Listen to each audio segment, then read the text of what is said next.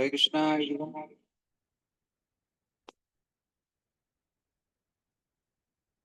हरे कृष्णा। आप सभी भक्तों का हार्दिक स्वागत है डेली श्रीमद् भागवतम कलेक्शन में। तो हम लोग श्रीमद् भागवतम के पहले स्कंद के 5वें अध्याय पर चर्चा कर रहे हैं और 19 नंबर श्लोक तक चर्चा किया था हमने। आज 20 नंबर चर्चा करेंगे आगे। तो शिष्ट परंपरा का पालन करते हुए मंगलाचरण करेंगे, उसके बाद आगे बढ़ेंगे।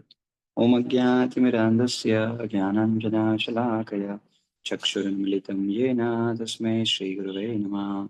नमो विष्णुपादाय कृष्णपृष्ठाय भूतले श्रीमते भक्तिवेदान्ता स्वामिनिति नामिने। नमस्ते सारस्वते देवे गौरवाणी प्रचारणे निर्विशेष शून्यवादी पाश्चात्य देशधारणे। जय श्री कृष्ण चैतन्य प्रभु नित्यानंद श्री अद्वैत गदाधर शिवासादि गौर भक्तवृंद। हरे कृष्णा कृष्णा कृष्णा हरे हरे, हरे राम राम राम हरे हरे। ओम नमो भगवते वासुदेवाय। ओम नमो भगवते वासुदेवाय। ओम नमो भगवते वासुदेवाय। नारायणं नमस्कृत्यं नरं चैव नरोत्तमं देवीं सरस्वतीं व्यासं ततो जयमुदीरयेत्। नष्टप्रायेषु भद्रेषु नित्यं भागवत सेवया भगवती उत्तमा श्लोकैर्भक्तिर्भवति नैष्टिकीम्। कृष्णाय वासुदेवाय देवकीनन्दनाय च नन्दगोपकुमाराय गोविन्दाय नमो नमः। हरे कृष्णा। तो हम लोग अभी अ, देख रहे थे कि नारद मुनि व्यासदेव को इंस्ट्रक्ट कर रहे हैं और बता रहे हैं कि भक्ति जो है, आपने जो वर्णन किया है अन्य अन्य शास्त्रों में, इसकी आवश्यकता नहीं थी क्योंकि भक्ति ही एकमात्र एसेट था और भक्ति में जो प्रोग्रेस व्यक्ति करता है वो उसके अकाउंट में हमेशा के लिए क्रेडिट किया जाता है। तो ना वो प्रश्न आता है भक्ति आता कैसे। भक्ति अपने आप से आ जाएगा कि कहाँ से आएगा, तो अब इसको यहाँ पर वर्णन करेंगे। तो नारद मुनि इंस्ट्रक्ट कर रहे हैं व्यासदेव को। ये सब बताने के बाद अब इंस्ट्रक्शन दे रहे हैं क्या करना है। इदं हि विश्वं भगवान् वेतरो यतो जगत्स्थान निरोध संभवा तद्धि स्वयं वेद भवास्तथापि ते प्रादेश मात्र भवता प्रदर्शितम्। तो 20वें श्लोक में बता रहे हैं, पूर्ण पुरुषोत्तम भगवान स्वयं विश्व स्वरूप हैं तथापि उससे निर्लिप्त भी हैं। उन्हीं से यह दृश्य जगत उत्पन्न हुआ है, उन्हीं पर टिका है और संहार के बाद उन्हीं में प्रवेश करता है। तुम इस सब के विषय में जानते हो, मैंने तो केवल सारांश पर प्रस्तुत किया है। तो व्यासदेव सब जानते हैं, हाँ, ऐसा नहीं कि जानते नहीं, पर उन्होंने क्या किया, प्राथमिकता किसी और चीज को शास्त्र में दे दी। उस चीज के लिए नारद मुनि उनको समझा रहे हैं कि ऐसा नहीं करना था, आप सब जानते हो। तो शुद्ध भक्त के लिए मुकुंद भगवान श्री कृष्ण संबंधी धारणा सगुण तथा निर्गुण दोनों ही होती है। तो भगवान सगुण भी है निर्गुण भी है, हाँ, लेकिन व्यक्तित्व विहीन विश्व स्थिति भी मुकुंद है क्योंकि यह मुकुंद की शक्ति का ही प्राकट्य है। उदाहरणार्थ, वृक्ष अपने में पूर्ण इकाई है, लेकिन पत्तियां तथा शाखाएं वृक्ष से प्रकट हुए अंश अंग स्वरूप है। वृक्ष की पत्तियां तथा शाखाएं भी वृक्ष है, लेकिन वृक्ष स्वयं न तो पत्तियां हैं न शाखाएं। वेदों का यह कथन है कि समस्त दृश्य जगत ब्रह्मा के अतिरिक्त कुछ नहीं है। यह बताता है कि चूंकि प्रत्येक वस्तु परम ब्रह्म से उद्भूत है, अतएव उनसे भिन्न कुछ भी नहीं है। इसी प्रकार अंग के रूप में हाथ तथा पांव शरीर कहलाते हैं, लेकिन पूर्ण इकाई के रूप में शरीर न तो हाथ है न पांव। भगवान तो शाश्वतता, ज्ञान तथा सौंदर्य के दिव्य रूप हैं। अतएव भगवान की शक्ति की सृष्टि भी अंशतः सच्चिदानंद स्वरूप प्रतीत होती है। इसलिए बहिरंगा शक्ति माया के प्रभाव से सारे बद्ध जीव भौतिक प्रकृति के बंधन में बंधे हुए हैं। वे इसे ही सब कुछ मान लेते हैं क्योंकि उन्हें आदि कारण भगवान का कोई ज्ञान नहीं होता। नहीं उन्हें इसका पता रहता है कि शरीर के अंगों को यदि संपूर्ण शरीर से विलग कर दिया जाए तो हाथ या पांव ने वहीं हाथ पांव नहीं रह जाते जैसे कि वे शरीर से संयुक्त होने पर थे। इसी प्रकार ईश्वर विहीन सभ्यता पूर्ण पुरुषोत्तम भगवान की दिव्य प्रेम भक्ति से कटकर छिन्न हाथ या पांव की तरह होती है। ऐसे अंग हाथ तथा पांव जैसे भले ही लगे, लेकिन उनमें वह क्षमता नहीं रह जाती। भगवत भक्त श्रील व्यासदेव इसे भली भांति जानते हैं। श्रील नारद उन्हें आगे इस विचार को पल्लवित करने की सलाह देते हैं, जिससे बंधन में फंसे हुए बद्ध जीव उनसे शिक्षा ग्रहण करके भगवान को आदि कारण के रूप में समझ सके। वैदिक मत के अनुसार भगवान स्वभावतः पूर्ण शक्तिमान हैं और इस प्रकार उनकी सर्वोपरि शक्तियां सदैव पूर्ण तथा उनसे अभिन्न होती है। आध्यात्मिक तथा भौतिक आकाश एवं इन दोनों की सामग्रियां भगवान की अंतरंगा तथा बहिरंगा शक्तियों का प्राकट्य है। बहिरंगा शक्ति अपेक्षतया निकृष्ट है और अंतरंगा सृष्टि श्रेष्ठ है। श्रेष्ठ शक्ति पराजीवनी शक्ति है, अतएव यह पूर्ण रूप से अभिन्न है। लेकिन बहिरंगा शक्ति निष्क्रिय होने के कारण अंशतः अभिन्न है। किंतु ये दोनों ही शक्तियां न तो समस्त शक्तियों के जनक भगवान के समान है, न उनसे बढ़कर है। ऐसी शक्तियां सदैव उनके अधीन होती है। जिस प्रकार की विद्युत शक्ति चाहे वह कितनी ही तेजोमय क्यों न हो, सदैव इंजीनियर के नियंत्रण में रहती है। तो शक्ति जो है वो शक्तिमान के कंट्रोल में रहती है। कभी भी ऐसा कि शक्ति शक्तिमान कंट्रोल कर लेगी। तो इसलिए शक्तिमान से न तो शक्ति कभी बराबर है और ना कभी उनसे अलग है। उन्हीं का पाठ है। जैसे उदाहरण दिए पापा जी, हाँ, वृक्ष का और शरीर का। वृक्ष जो है उसके पत्ते भी वृक्ष के भाग हैं, पर वो स्वयं में वृक्ष नहीं है। अगर पत्ता अलग कर दिया जाए तो वृक्ष का अस्तित्व रहेगा, हाँ, पर पत्ते का फिर पत्ता वृक्ष से अलग हो जाता है। तो इसी तरह से, और इसी तरह से शरीर में, हाँ, शरीर के हाथ और पैर ये शरीर के अंग है, लेकिन शरीर पूर्ण इकाई, शरीर पूर्ण के रूप में इसमें हाथ और पांव भी है। लेकिन अगर हाथ और पांव अलग कर दें तो क्या होगा? तब फिर वो वही बोल रहे हैं प्रोपा जी की वैसा ही आज के समय में हो गया है। बिना भगवान के प्रकृति को सब कुछ मान रहे हैं लोग, प्रकृति ही सब कुछ। लेकिन प्रकृति भगवान की एक शक्ति है, माया शक्ति है। हाँ, और एक और शक्ति है अंतरंग शक्ति, वो श्रेष्ठ है। तो मनुष्य तथा अन्य प्राणी उन्हीं भगवान की अंतरंगा शक्तियों से उत्पन्न है। इस प्रकार जीव भी भगवान से भिन्न है, किंतु वह कभी भी न तो भगवान के तुल्य है और न उनसे श्रेष्ठ। भगवान तथा सारे जीव व्यष्टि व्यक्ति है। भौतिक शक्तियों के द्वारा जीव भी कुछ न कुछ सृजन करते रहते हैं, किंतु उनकी कोई भी सृष्टि न तो भगवान की सृष्टियों के समान होती है, न उनसे बढ़कर। क्योंकि जो भी सृष्टि करते हैं वो सब भगवान के ही द्वारा दी गई वस्तुओं से करते हैं हम लोग, न उनसे बढ़कर। मनुष्य एक छोटा सा खिलौना जैसा स्पुतनिक बनाकर बाह्य आकाश में प्रक्षेपित कर सकता है, किंतु इसका अर्थ यह नहीं होता है कि वह पृथ्वी या चंद्रमा जैसा ग्रह बनाकर भगवान की भांति उसे वायु में तैरा सकता है। अल्पज्ञ लोग अपने को भगवान के समान बताते हैं, लेकिन वे कभी भी भगवान के तुल्य नहीं हो सकते हैं और न कभी होंगे। मनुष्य पूर्ण सिद्धि प्राप्त करने के बाद भगवान के गुणों का एक बहुत बड़ा प्रतिशत, 78% प्राप्त कर सकता है, तो भी भगवान से आगे बढ़ पाना या उनके तुल्य हो पाना असंभव है। ये 78% का मतलब है वही 50 गुण, जो 64,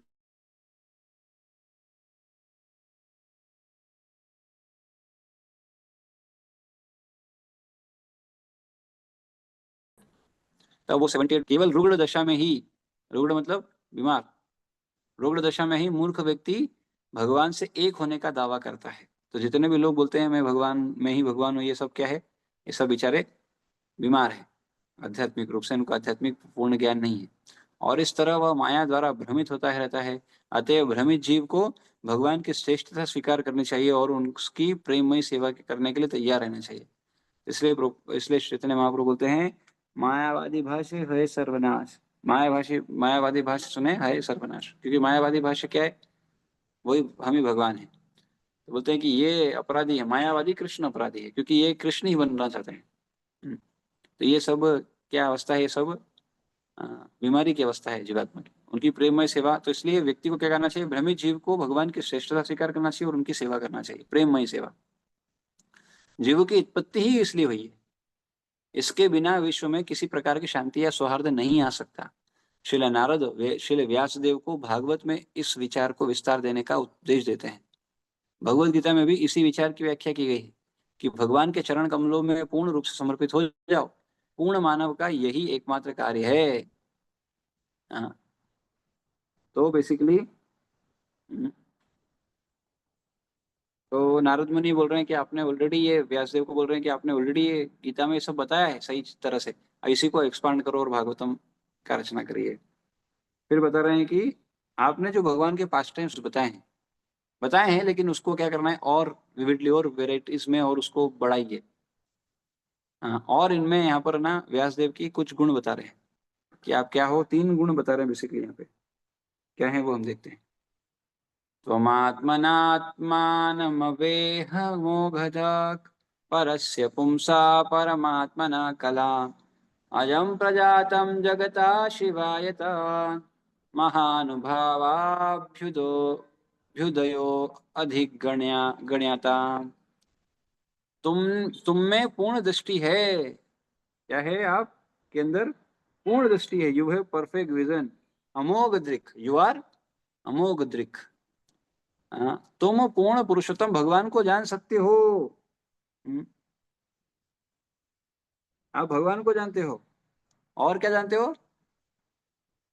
क्यों जानते हो? क्योंकि तुम भगवान के अंश रूप में अंश क्योंकि तुम भगवान के अंश के रूप में विद्यमान हो। यद्यपि तुम अजन्मा हो, लेकिन समस्त लोगों के कल्याण हेतु इस पृथ्वी पर प्रकट हुए हो। Appeared for the well being of all people. और अतः भगवान श्री कृष्ण की लीलाओं का अधिक विस्तार से वर्णन करो। तो भगवान कृष्ण की लीलाओं का वर्णन करो, इसके अलावा और कोई मतलब नहीं है। हाँ, तात्पर्य में बोल रहे हैं रूपा जी, श्रील व्यासदेव भगवान श्री कृष्ण के शक्त्यावेश अवतार है। वे भौतिक जगत के पति जीवों के उद्धार हेतु अपने अहेतु की कृपावश अवतरित हुए। पति तथा विस्मृत जीव भगवान की दिव्य प्रेमयी सेवा से विच्छिन्न रहते हैं। सारे जीव भगवान के अंश है और उनके सनातन सेवक हैं। अतएव सारा वैदिक साहित्य इन्हीं पतित जीवों के लाभ हेतु कर्मबद्ध किया गया है। पतित जीवों का यह कर्तव्य है कि ऐसे साहित्य का लाभ उठाएं और भव बंधन से अपने को मुक्त करें। यद्यपि श्री नारद ऋषि श्री व्यासदेव के औपचारिक गुरु हैं, लेकिन श्री व्यासदेव गुरु पर निर्भर नहीं हैं, क्योंकि वे मूल रूप से अन्य सबों के गुरु हैं। तो औपचारिकता इसी तरह से आप देखो, भगवान जो होते हैं वो भी गुरु स्वीकार करते हैं, लेकिन वो औपचारिकता है। ऐसा नहीं कि उसके बिना भगवान को ज्ञान नहीं होगा, ऐसा नहीं है। इस तरह से व्यासदेव के भी औपचारिक गुरु है नारद मुनि, लेकिन व्यासदेव क्या है? सबके गुरु हैं। शास्त्र लिखने के लिए शक्त्यावेश अवतार के रूप में आते हैं, इनकारनेशन कहते हैं। चूंकि वे आचार्य का कार्य कर रहे हैं, अतः उन्होंने अपने आचरण से लोगों को यह प्रदर्शित किया है कि मनुष्य को गुरु बनाना चाहिए, भले ही वह साक्षात ईश्वर ही क्यों ना हो। भले ही ईश्वर हो आप, लेकिन फिर भी गुरु बनाना चाहिए। भगवान श्री कृष्ण, भगवान श्री राम तथा भगवान श्री चैतन्य महाप्रभु सभी ने परमेश्वर के अवतरित होते हुए भी औपचारिक गुरु स्वीकार किए। यद्यपि अपने दिव्य स्वभाव के कारण वे समस्त ज्ञान के आगार थे। सामान्य जनता को भगवान श्री कृष्ण के चरण कमलों का दिशा निर्देश करने के लिए वे स्वयं व्यासदेव के अवतार के रूप में भगवान की दिव्य लीलाओं का उद्घाटन कर रहे हैं। हाँ। तो ये तीन क्वालिटीज बताइए। अब वो बोल रहे हैं कि ये क्वालिटीज बताने के बाद बोल रहे हैं क्या? कि ऐसा नहीं कि ये मैं सिर्फ बोल रहा हूँ, ये बाकी लोगों ने भी, इस बाकी सबका भी यही मत है, इसीलिए आप ये करो। इदम ही पुंस्ता इदम ही पुंस्तापसः श्रुतस्य वा स्विष्टस्य। ये बहुत इंपॉर्टेंट है। स्विष्टस्य सुप्तस्य च बुद्धि दत्तयो अवुच्यते अवुच्योतोऽर्थ कवि भी निरूपितो यदमुत्तम श्लोक गुणानुवर्णनम। विद्वान मंडली ने यह स्पष्ट निष्कर्ष निकाला है कि तपस्या, वेदाध्ययन, अब भक्ति आती कैसे है, शुद्ध भक्ति कैसे आती है, ये कंक्लूजन दे रहे हैं वो। शुद्ध भक्ति किस तरह से आती है? कोई बोल सकता है तपस्या से आ सकती है, तो बोले नहीं। वेदाध्ययन, शास्त्र अध्ययन से भक्ति आ जाएगी? नहीं। यज्ञ करने से भक्ति आएगी? नहीं। दान देने से भक्ति आएगी? नहीं। तथा स्तुति जप से, अलग अलग तरह के जप का अचक प्रयोजन, उद्देश्य सिर्फ एक ही उत्तम श्लोक भगवान की दिव्य लीलाओं के वर्णन में जाकर समाप्त होता है। विद्वान मंडली ने यह निष्कर्ष निकाला कि तपस्या से, वेदाध्ययन से, यज्ञ, दान, स्तुति जप और ये सारे उद्देश्य जो भी हैं, इस सबका उद्देश्य अल्टीमेटली क्या है? एक ही है। क्या? उत्तम श्लोक भगवान की दिव्य लीलाओं के वर्णन पे ही समाप्त होता है। यानी जब समाप्त उस पे होता है, समाप्त उस पे करना है, तो फिर शुरुआत ही उससे करो। हाँ, क्योंकि ये सबका मत है, समाप्त उस पे करना है, बाकी सब आप जो भी करो उसका उद्देश्य वही है। नाम रूप गुण लीला, हमारे भी में ऐसे ही है। हम भी नाम ले रहे, नाम से गुण, गुण से रूप, और फिर उससे लीला। अल्टीमेटली हर व्यक्ति को वो लीला ही, कृष्ण लीला ही उसमें कर जाना है, कृष्ण लीला ही स्मरण करना है, लेकिन आर्टिफिशियली नहीं करना है। नाम जप करना है, धीरे धीरे वो स्वतः प्रकाशित होगी। तो लेकिन इसलिए आपने क्या किया? अभी तक भगवान की लीलाएं वर्णन नहीं की, तो भगवान की वो लीलाएं का वर्णन करो। ये यहाँ पर बोल रहे हैं। तो मनुष्य के मस्तिष्क का विकास कला, विज्ञान, दर्शन, भौतिकी, रसायन, मनोविज्ञान, अर्थशास्त्र, राजनीति आदि के ज्ञान की उन्नति के लिए हुआ है। ऐसे ज्ञान के अनुशीलन द्वारा मानव समाज को जीवन की पूर्णता प्राप्त हो सकती है। मतलब ये ज्ञान का उद्देश्य भी क्या है कि इससे भी जीवन की पूर्णता प्राप्त करना चाहिए। लेकिन अभी जो ज्ञान है वो दिग्भ्रमित करने वाला है, वो आपको अपने गोल से भटका रहा है। जीवन की उस पूर्णता का अंत परम पुरुष विष्णु में की प्राप्ति में होता है। अतः श्रुति का निर्देश है कि जो वास्तविक रूप में ज्ञान में बढ़े चढ़े हैं उन्हें भगवान विष्णु की सेवा की आकांक्षा करनी चाहिए। दुर्भाग्यवश जो लोग विष्णु माया के बाह्य सौंदर्य से मुग्ध हो गए हैं वे यह नहीं समझ पाते कि पूर्णता या आत्म साक्षात्कार की चरण परिणति विष्णु पर निर्भर करती है। विष्णु माया का अर्थ है इंद्रिय भोग। जो लोग विष्णु माया के चंगुल में फंसे हुए हैं वे ज्ञान की उन्नति का उपयोग इंद्रिय भोग के लिए करते हैं। श्री नारद मुनि ने बताया है कि विराट ब्रह्मांड की सारी सामग्री साथ समान भगवान की विभिन्न शक्तियों का प्राकट्य मात्र है, क्योंकि उन्होंने अपनी अकल्पनीय शक्ति के द्वारा सृष्ट जगत की क्रियाओं प्रतिक्रियाओं को गति प्रदान की है। वे उन्हीं की शक्ति से उद्भूत है, उन्हीं उनकी शक्ति पर आधारित है और प्रलय के बाद उन्हीं में लीन हो जाती है। अतएव उनसे भिन्न कुछ भी नहीं है, किंतु साथ ही वे सदैव उनसे भिन्न रहते हैं। जब ज्ञान की उन्नति का सदुपयोग भगवान की सेवा के लिए किया जाता है तो सारी प्रक्रिया परिपूर्ण बन जाती है। ज्ञान की उन्नति का उपयोग भगवान की सेवा के लिए। भगवान तथा उनका दिव्य नाम, यश, महिमा इत्यादि सभी कुछ उनसे अभिन्न है। अतएव समस्त मुनियों तथा भगवत भक्तों ने संस्तुति की है कि कला, विज्ञान, दर्शन, भौतिक, रसायन, मनोविज्ञान तथा ज्ञान की अन्य शाखाओं का उपयोग पूर्ण रूप से तथा एकांतिक भाव से में भगवान की सेवा के लिए किया जाए। बेसिकली क्या होता है, हम साधक के लेवल पे व्यक्ति को दिखता है कि नाम, रूप, गुण, लीला ये चारों अलग अलग है, पर एक्चुअली ये एक ही है। पर जीवात्मा कोई अलग अलग समय पे रिवील होती है बस। और वो उसकी विधि कोई ऐसा नहीं कि आपको नाम छोड़ के लीला में करना पड़ेगा, लीला को स्मरण करना पड़ेगा, ऐसा नहीं। नाम ही ये सब व्यक्त करेगा आपको, नाम ही ये सब प्रकट करेगा, शुद्ध नाम ही ये सब प्रकट करके देगा। नाम से रूप, आप भगवान का रूप देख सकते हैं, रूप से गुण, भगवान के गुण आपके अंदर आते हैं, एंड देन आप लीला में भगवान की प्रवेश कर सकते हो। यद्यपि हर व्यक्ति का उद्देश्य वही है, भगवान की लीला में प्रवेश होना। इसलिए अब जब हमारे वैष्णव लोग जाते हैं तो हम क्या बोलते हैं, वो अपने नित्य लीला में प्रविष्ट हो गए। नित्य लीला का अर्थ क्या है, वो अपनी भगवान की नित्य सेवा में चले गए। This is the meaning. तो उद्देश्य वही है, हर व्यक्ति को भगवान की लीला में प्रवेश करना है। हाँ, ये भगवान का इटर्नल संगी है, भगवान की लीलाएं ही जीवात्मा को सुखी बना सकती है और कुछ नहीं, पूर्ण सुख। इसलिए न तो भक्त मुक्ति की कामना करता, मुक्ति मतलब लीलाओं में प्रवेश नहीं कर पाएगा, इसलिए सेवा, भगवत सेवा। तो अगर कोई जीवात्मा इस संसार में आया और भगवान की सेवा में लगा हुआ है तो वो भगवान की लीला का पाठ है कि नहीं है? स्वाभाविक है। तो भगवान की लीला ऐसा नहीं गोलोक में ही चलती है, हरि अनंत हरि था अनंत। तो वो कोई भी जगह, अनंत शरीर है भगवान का, अनंत ब्रह्मांड में कहीं पर भी भगवान की लीलाएं हो सकती है। और वो भक्त भगवान की लीला के ही क्या बोलते हैं, को ही के ही पार्ट है हमेशा। इसलिए जो शुद्ध भक्त होते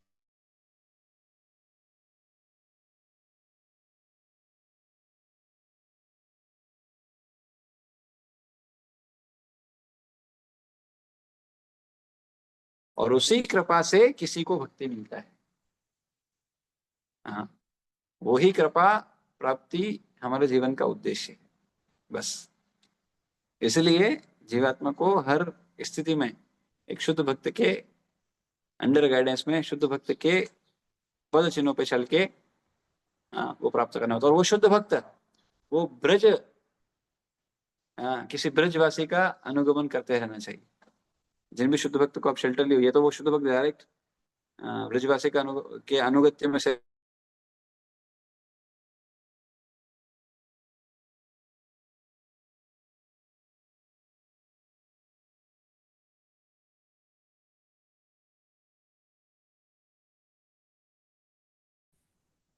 बहुत जरूरी है। और ब्रज का अर्थ क्या है, तो शिल भक्ति सिद्धांत सरस्वती बताते हैं, रूपा जी गुरु महाराज बताते हैं, ब्रज का अर्थ है चलते रहना, ऑलवेज ऑलवेज चलायमान। तो ब्रजवासी कौन है? ब्रजवासी वो है जो भगवान की सेवा में निरंतर चल रहा है, रुका हुआ नहीं। जिसका जो भगवान की सेवा में चल रहा है, लगा हुआ है निरंतरता से, वही ब्रजवासी है, वही रियल ब्रजवासी है। ऐसा नहीं ब्रज में रहने भर से ब्रजवासी, ऑफकोर्स वो भी एक है, नो डाउट। क्यों ऐसा है? क्योंकि क्योंकि धाम क्या है? ब्रज, वो ब्रजवासी जो जिनको बोलते हैं वो कहाँ रहे हैं? धाम। वो धाम क्या है? धाम है नित्यानंद प्रभु या बलराम जी का एक्सपेंशन है। तो बिकॉज ही इज द सबसे मोस्ट मर्सीफुल एंड गुरु तत्व है, and therefore the dham is also representing Balram ji, the Adi guru. तो इसलिए वो, क्योंकि नित्यानंद प्रभु या बलराम जी बहुत मर्सीफुल है, and therefore the dham is also the same as Nityananda Prabhu, and therefore वो वही मर्सी देता है। इसीलिए धाम में स्वतः जाने भर से क्या होता है? व्यक्ति का हृदय में शुद्धिकरण आ जाता है। ये भगवान के धाम की महिमा है। चाहे वो मायापुर हो, चाहे वो वृंदावन हो, चाहे वो जगन्नाथपुरी हो। तो इस तरह से भगवान के जो भी ध्यान, द्वारका हो, ये सब, इनमें जाने भर से व्यक्ति का हृदय, क्योंकि वो क्या है? वो स्वयं धाम जो है वो स्वयं बलराम जी का ही एक्सपेंशन है, इसलिए इट इज मोस्ट मर्सीफुल, गुरु तत्व है इसलिए। तो ये सारा ज्ञान का उद्देश्य जो है वो क्या है? एकांतिक भाव में भगवान की सेवा के लिए किया जाए, पूर्ण रूप से, तथा, है ना। एंड देन कला, साहित्य, पद्म, चित्रकला आदि का उपयोग भगवान के यशोगान में किया जा सकता है। ये हर चीज से क्या करना चाहिए? इसलिए कोई कवि है, पर वो कवि कोई कोई वैल्यू का नहीं अगर वो उस कविता से भगवान का गुणगान ना कर रहा हो। हाँ, उपन्यासकार ये हो गया ना। नहीं, उपन्यासकार, कवि तथा विख्यात साहित्यकार सामान्य रूप से कामुक विषयों के लेखन में लगे रहते हैं। लेकिन हम क्या देखते हैं? लोग क्या बुक लिख रहे हैं आजकल? वो पता नहीं कहाँ कहाँ के बुक लिखते हैं और उनके ऊपर मूवी बनाते हैं।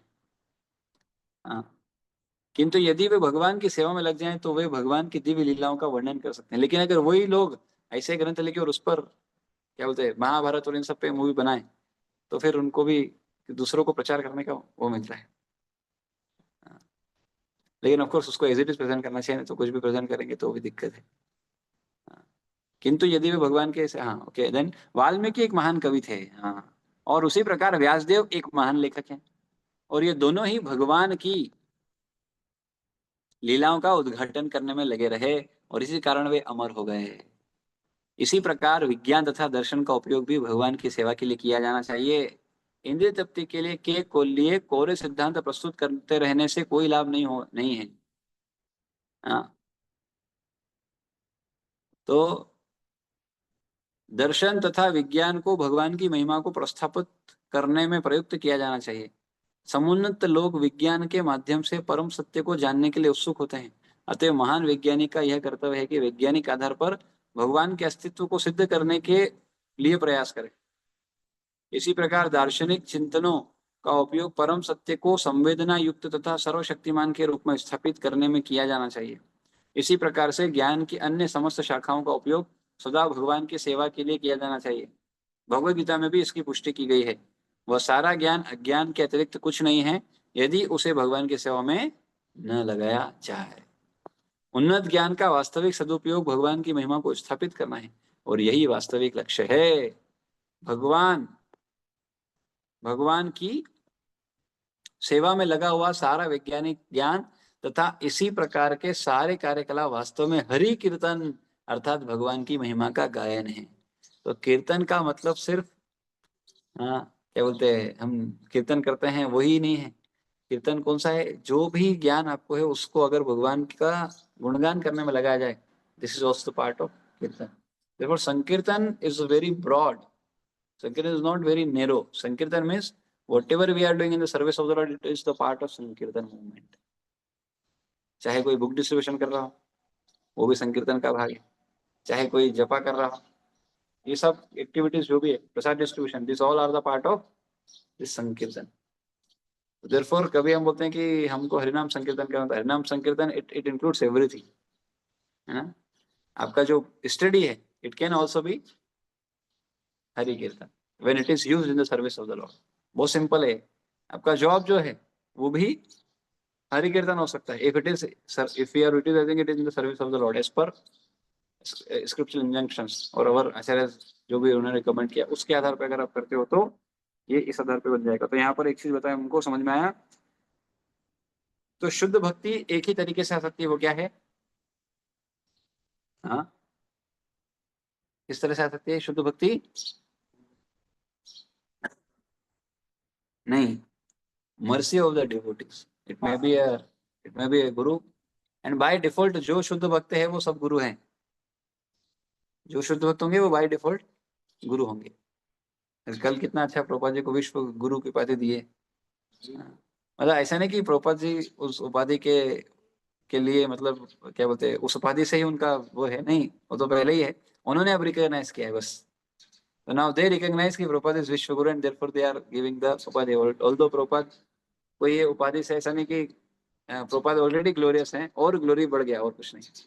हाँ, तो नाउ इज द टाइम अब, क्योंकि विश्व गुरु है एक्चुअली। विश्व गुरु पहले भारत को बोला जाता है, किसी भारत के संत को भी कहा जाए, ऐसा हो गया। तो ऑफकोर्स हम तो जगत गुरु वैसे ही बोलते हैं, जगत के गुरु। हम विश्व की जगह जगत की बात करें, हम तो जगत गुरु प्रभुपाद की जगह ऑलरेडी बोलते हैं। तो कहीं अपने जगत गुरु हैं, जगत गुरु उन्हीं को कह सकते हैं जो जगत का कल्याण किए, जो सिर्फ भारत देश में भारत का कल्याण किए हैं या भारत देश में प्रचार कर रहे हैं, वो जगत गुरु की उपाधि से एक्चुअली नहीं दिया जा सकता। जगत गुरु यानी जो जगत में भ्रमण करके पूरा प्रीचिंग किए और बहुत लोगों को अफेक्ट किए, यानी भक्ति दिए, इन फिर जगत गुरु। तभी बताओ जो जगत गुरु बने हैं उनको क्या भारत रत्न नहीं मिलना चाहिए? तब ये डिमांड उठना चाहिए कि प्रभुपाद जी को भारत रत्न मिलना चाहिए। अरे भैया, जिनको विश्व गुरु का उपाधि दिया जा रहा है उनको भारत का सबसे सर्वोच्च सम्मान तो दो। एक्चुअली ये बात हमारे विवेक बिंद्रा प्रभु बहुत पहले ही उठा चुके हैं, उनका एक वीडियो था, इनको प्रभुपाद को भारत रत्न मिलना चाहिए। And I hope so now gradually it will also happen. थोड़ा समय में वो भी हो जाएगा मोस्ट प्रोबेबली। सिम्स लाइक जैसे गवर्नमेंट फेवरेबल है सबसे हो जाएगा। तो यहाँ पर एक चीज बता दी नारद मुनि ने कि ये यहाँ से हमको एक लिंक को मिला क्या? शुद्ध भक्ति किस आएगी? सिर्फ और सिर्फ शुद्ध भक्त की कृपा से। अब और ना तो वो किसी ऑस्टेरिटी से आएगी, ना कोई तपस्या से आएगी, ना कोई अधर विधि को पालन करके आएगी। हाँ, अब इसको समझाने के लिए अब नारद मुनि बोले कि भैया ये एक ही तरीका है। अब नारद मुनि इसको समझाने के लिए क्या करेंगे? अपना स्टोरी बताएंगे, बोले मेरे कैसे भक्ति आई। अब नारद मुनि अपनी कहानी सुनाएंगे यहाँ से। तो नारद मुनि अपने पुराने जीवन के बारे में याद करते हुए बता रहे हैं, बोले भाई देखो, मैं तुमको ऐसा बता रहा हूँ, ये कोई विधि से नहीं आएगी, एक ही तरीके से आएगी, शुद्ध भक्तों की कृपा से। वो शुद्ध भक्ति की कृपा तो फिर कोई पूछ सकता है आपको कहाँ से मिली भक्ति? तो बोले मैं बताता हूँ मेरी लाइफ, देखो मेरे को शुद्ध भक्तों की कृपा से मिली। हाँ, अहम पुरातीत भवे अभवम मुने दास्यास्तु कस्याश्चन वेदवादिना निरूपितो बालक एव योगिना शुश्रूषणे प्राविशे निर्विक्षता। हे मुनि, पिछले कल्प में मतलब ब्रह्मा जी के पिछले दिन में। ब्रह्मा जी का एक दिन मतलब ब्रह्मा जी का एक दिन कहलाता है एक कल्प। एक कल्प किसको कहते हैं? ब्रह्मा जी का एक दिन एक कल्प कहलाता है। तो पिछले कल्प में यानी ब्रह्मा जी के पिछले दिन में, हे मुनि पिछले कल्प में मैं किसी दासी के पुत्र के रूप में उत्पन्न हुआ, जो वेदांत सिद्धांतों के अनुयायी ब्राह्मणों की सेवा करती थी। जब वे लोग वर्षा ऋतु के चातुर्मास में साथ साथ रहते थे तो मैं उनकी सेवा टहल व्यक्तिगत सेवा किया करता था। तो कैसे आई बोले? आपको याद है सनातन क्या बोलते हैं हमारे विश्वनाथ चक्रवर्ती पाद ने जब भक्ति की विधि बताई थी तो उसमें एक चीज बताई थी, महत सेवा, वही की है, वही विधि है। तो श्री नारद मुनि ने यहाँ पर भगवान की भक्ति से सिक्त वातावरण की अद्भुतता का संक्षिप्त वर्णन किया है। वे एक अत्यंत महत्वहीन माता पिता के संतान थे, उनकी शिक्षा ठीक से नहीं हुई थी, तो भी उनकी समस्त शक्ति भगवान की सेवा में संलग्न रहने के कारण वे अमर मुनि बन गए। ऐसी होती है भक्तिमय सेवा की शक्ति। सारे जीवात्मा भगवान की तटस्था शक्ति है, अतएव उनकी सार्थकता भगवान के दिव्य प्रेम भक्ति करने में है। जब ऐसा नहीं हो पाता तो मनुष्य की वह स्थिति माया कहलाती है। अतएव जो ही मनुष्य अपनी पूरी शक्ति को इंद्रिय भोग में न लगाकर भगवान की सेवा में लगाता है तो माया का सारा भ्रम दूर हो जाता है। श्री नारद मुनि के पूर्व जन्म के निजी उदाहरण से यह स्पष्ट है कि भगवान की सेवा भगवान के प्रामाणिक सेवकों की सेवा से ही प्रारंभ होती है। और वो सेवा भी कैसे मिलती है? उनकी कृपा से। अरे सेवा थोड़ी देगा कोई आपको, कब देता है? जब वो कृपा से, हाँ ठीक है मेरी सेवा ठीक है, तो सेवा दिया मतलब भक्ति देता है। भगवान कहते हैं कि मेरे दासों की सेवा मेरी निजी सेवा से बढ़कर है। भगवान बोलते हैं अगर कोई बोलता है कि वो मेरा डिवोटी है, तो वो मेरा डिवोटी नहीं है। जब वो बोलता है कि वो मेरे डिवोटी का डिवोटी है, तब वो मेरा डिवोटी है। भगवान ऐसा कहते हैं। तो भगवान कहते हैं कि मेरे दासों की सेवा मेरी निजी सेवा से बढ़कर है। भक्त की सेवा भगवान की सेवा से अधिक मूल्यवान है। अतः मनुष्य को चाहिए कि भगवान की सेवा में निरंतर रत रहने वाले भगवान के किसी प्रामाणिक सेवक को चुने। हाँ, उसे अपना गुरु बनाए और उस गुरु की सेवा में अपने को लगाए। यही वैदिक विधि है, यही विधि है। ऐसा गुरु एक पारदर्शी माध्यम होता है, ट्रांसपेरेंट वाया मीडिया, जिससे उन भगवान का दर्शन किया जा सकता है जो भौतिक इंद्रियों के बोध से परे हैं। प्रामाणिक गुरु की सेवा के अनुपात से ही भगवान उससे अपनी अनुभूति कराते हैं। इसलिए कहते हैं भगवान की कृपा से गुरु मिलते हैं और बाद में गुरु की कृपा से भगवान मिलते हैं। भगवान की सेवा में मानव शक्ति का सदुपयोग मुक्ति की का प्रगतिशील पथ है। प्रामाणिक गुरु के मार्गदर्शन में भगवान की सेवा करने पर सारी विराट सृष्टि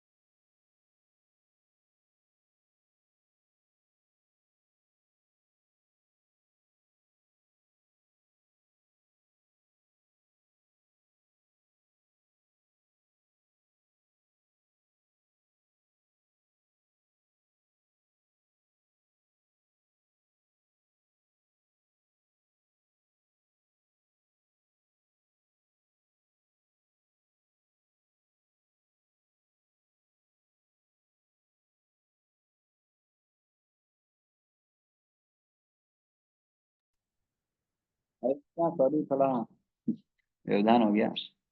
तो बेसिकली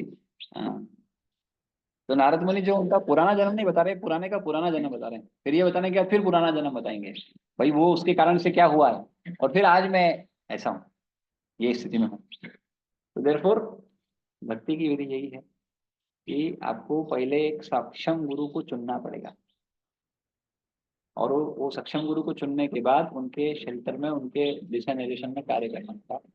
और उनका जितना आप सेवा करोगे, ऑफकोर्स गुरु की सेवा जो है, अभी प्रभुपाद जी के जीवन में हम देखें तो प्रभुपाद जी के गुरु कौन है? भक्ति सिद्धांत सरस्वती स्वरूप। तो उनको प्रभुपाद जी को बहुत ज्यादा संग मिला नहीं, उनका 3-4 बार मिले हैं जीवन में बस। तो लेकिन वही इंस्ट्रक्शन, एक एक इंस्ट्रक्शन पकड़ के बस जीवन निकाल देते हैं। इसलिए ऐसा बोलते हैं गुरु के इंस्ट्रक्शन को जब कोई अपना लाइफ एंड सोल बना लेता है, तो बस जीवन का सर्वोच्च लक्ष्य जो है वो उसका पूरा हो। इसलिए गुरु की कृपा, भगवान की कृपा से गुरु मिलते हैं। और वो गुरु कैसे मिलेंगे? तो गुरु ऐसे नहीं मिल जाएंगे आपको, प्रामाणिक गुरु क्या करना पड़ेगा? One should go and cry in front of Krishna. His holiness Gaur Govind Swami Maharaj इस बात को बोलते हैं, बोले Krishna will give you guru when he will give you guru, when you go and cry in front O Krishna. ऐसा करके महाराज बहुत बहुत पावरफुली बोलते हैं, O Krishna please give me guru. रोना पड़ेगा, गिड़गिड़ाना पड़ेगा, तब भगवान देते हैं। बोले हाँ अब ये इसको देना पड़ेगा गुरु। तब वैसे भक्त के जीवन में भगवान गुरु देते हैं। और फिर वो जब ऐसे गुरु को सेवा करता है पूरी पूर्ण रूप से, तब ऐसे गुरु की कृपा से उसको भगवान, दिस इज द प्रोसेस। तो फिर मान लो हम प्रचार करते हैं, हम क्या है? We are acting on behalf of that particular guru, that's all. हम गुरु नहीं बन जाना चाहिए बीच में बोले कि हम ही गुरु हैं। शुद्ध भक्त तो तुमको नहीं मिलेगा, अभी मैं ही शुद्ध भक्त हूँ, मेरा ही शेल्टर हो, ये सबसे बड़ा गड़बड़ है। भैया जो विधि है उसको एज इट इज बताने का और अपनी स्थिति को एक्नोलेज करने का कि हम वो लेवल पे नहीं, हम आपको बस उनके बिहाफ पे थोड़ा सा मदद कर रहे हैं, अल्टीमेटली उधर ही जाना है आपको। देयरफॉर शिक्षा गुरु इज द वे टू दीक्षा गुरु, ये बहुत इंपॉर्टेंट। और जब दीक्षा गुरु की शेल्टर में कोई जाता है, दीक्षा लेता है, तो दीक्षा गुरु से पूछना चाहिए किन के किनसे संग करें, क्या करें, उनसे पूछना चाहिए, हर चीज पूछना चाहिए, हर चीज बताना चाहिए जहां तक संभव हो। नहीं है तो फिर वो अगर बोल रहे कि अब मैं इतना आपको गाइड नहीं कर पाऊंगा, तो इनसे आप लो। जब उन्होंने बोल दिया तो फिर then he will also act उनका रिप्रेजेंटेटिव के रूप में। ऐसा in this way one should understand it. तो ये अपने भजन के लिए, इसलिए भजन गुरु इंपॉर्टेंट है। भजन गुरु एक शब्द आता है, भजन गुरु कौन हो सकता है? भजन गुरु can be Diksha Guru and shiksha guru, both both can be act as a bhajan guru. तो भजन गुरु मतलब जो आपके भजन के लिए रिस्पॉन्सिबल है, जिसके लिए, जिससे आपका भजन हो रहा है। इसलिए भक्ति विनोद ठाकुर लिखते हैं कि मैं कई सारे शिक्षा गुरुओं को बहुत ज्यादा महत्वपूर्ण मानता हूँ, क्योंकि उनके कारण से व्यक्ति का भजन आगे बढ़ रहा है। बट दैट शिक्षा गुरु, एक्चुअली क्या है, शिक्षा गुरु कहते हैं किसको? एक्चुअली हमारी अंडरस्टैंडिंग भी एक गड़बड़ है। शास्त्र अगर आप पढ़ो तो शिक्षा गुरु उसको कहते हैं जो गुरु के लेवल पे हो, यानी जो दीक्षा गुरु के लेवल पे हो। शिक्षा गुरु can be that Guru, can, शिक्षा गुरु उन गुरु को कहा जाना चाहिए जो खुद एक दीक्षा गुरु हो, या वो उस प्लेटफॉर्म पे हो, वो दीक्षा नहीं दे रहे हो पर उस प्लेटफॉर्म पे हो, इतना सम्मान हो कि नहीं, ऑल्दो वो चाहते नहीं दीक्षा देना, पर he is more than qualified to be a diksha guru. हाँ, तो वो उनको कहा जा सकता है शिक्षा गुरु। आजकल हम क्या है, हमारे शिक्षा गुरु, अरे बाबा शिक्षा गुरु कितना बड़ा चीज है, गुरु बोल रहे हो तो कितना बड़ी चीज है। तो बाकी सब इसलिए अपन के मेंटर काउंसलर दैट्स ऑल, अपना ये उपाधि हो सकता है, इससे ज्यादा नहीं जाने का। गुरु इज वेरी बिग रिस्पॉन्सिबिलिटी, वो सिर्फ, हाँ। तो देयरफॉर दे दो स्पिरिचुअल मास्टर का बोलते हैं, एक इनिशिएटिंग स्पिरिचुअल मास्टर और एक इंस्ट्रक्टिंग स्पिरिचुअल मास्टर, एक दीक्षा देने वाले गुरु और एक शिक्षा देने वाले गुरु। हाँ, तो कोई व्यक्ति हो सकता है कहीं से भी शिक्षा ले, और उसको बाद में अपने दीक्षा गुरु से कंसल्ट करना चाहिए, क्योंकि दीक्षा गुरु इज द हाईएस्ट अथॉरिटी, है ना। तो ऐसा, तो हो सकता है अगर आपके दीक्षा गुरु से आपका ज्यादा वो ना हो, तो ऐसे गुरु से पूछना चाहिए कि हमारे पास लोकल ये हैं, क्या हम इनसे गाइडेंस लें? If he said yes, then one should take guidance from. ये नहीं होता, और कोई भी टीचिंग तब स्वीकार करना चाहिए व्यक्ति को, नहीं ऐसा नहीं कि कहीं से भी उठा रहे हैं इधर से उधर से उधर से उधर से ले लिया और हाँ, ऐसा नहीं है। वो सब कंसल्ट करके क्या टीचिंग लेना है क्या नहीं, क्योंकि वो गुरु का मूड स्वीकार करना बहुत जरूरी है। आपको पता है पहले वृंदावन में क्या कल्चर था? वृंदावन में ये कल्चर था, एक अन्य अन्य अन्य भक्त जो है ना दूसरे जगह पर भी जाते थे, उनसे भी श्रवण लाभ करते थे, इनसे भी श्रवण करते थे। इसमें लेकिन समझदारी बहुत इंपॉर्टेंट है। One should be loyal to one's own guru, but one should respect all gurus. One should hear from anywhere, from any pramanik source, one one should be loyal to one's guru. ऐसा नहीं होना चाहिए। इसलिए अभी क्या होता है, क्यों ऐसा मना करते हैं कई बार, अभी को ना, अरे इनसे मत मिलो उनसे मिलो, क्यों बोलते हैं ऐसा?